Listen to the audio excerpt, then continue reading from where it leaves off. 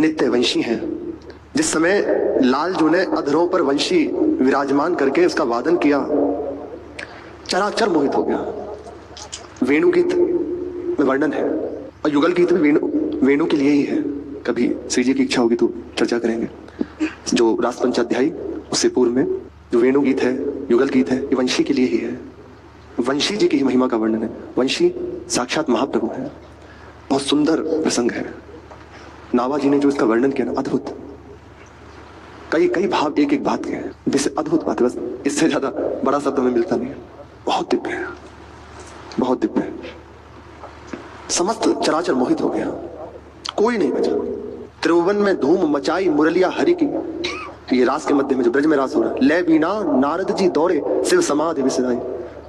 जो विक्षिप्त है समाधिस्थ हो गए, समाधिस्थ हैं, अपनी देह शुद्धि भूल गए, विक्षिप्त की भांति कहां वंशी दौड़ पड़े। यमुना जी का प्रवाह रुक गया, समस्त गोपीजन व्याकुल हो गए, दौड़ पड़े। वंशी का प्रभाव सबको रसप्रद कर दिया। गोपीजन स्वयं कहती है कि लाला, जिस समय हम रसोई का कार्य कर रहे हो, जिस समय हम गायों का दुग्ध निकाल रही हो, जिस समय हम गृह कार्य में लगी हो, उस समय वंशी मत बजाया करो।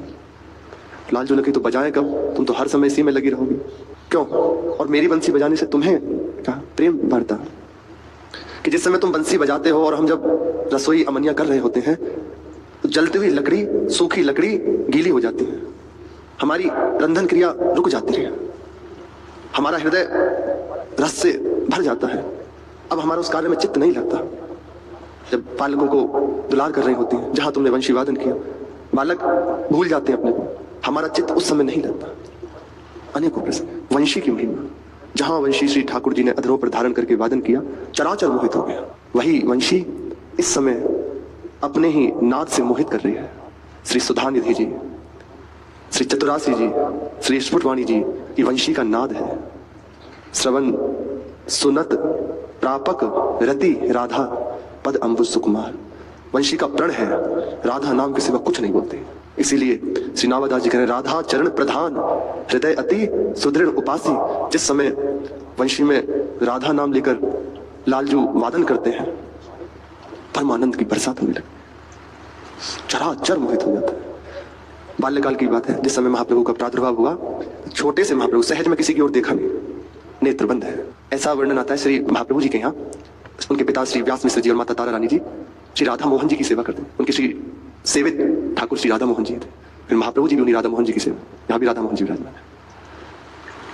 विचार किया कैसे बालक के नेत्र खुले, कैसे हमारी ओर देखे, समझ में सहज में विचार हुआ तो नाम उच्चारण हो। उसी समय किसी भी एक संयोग बना तो अपने ठाकुर जी का नाम उच्चारण, जो ही राधा नाम सुना नेत्र खोल दी महाप्रभु ने और ऐसे देखने लगे। अब सबको मिल गया कि महाप्रभु की दृष्टि प्राप्त करने का यदि उपाय है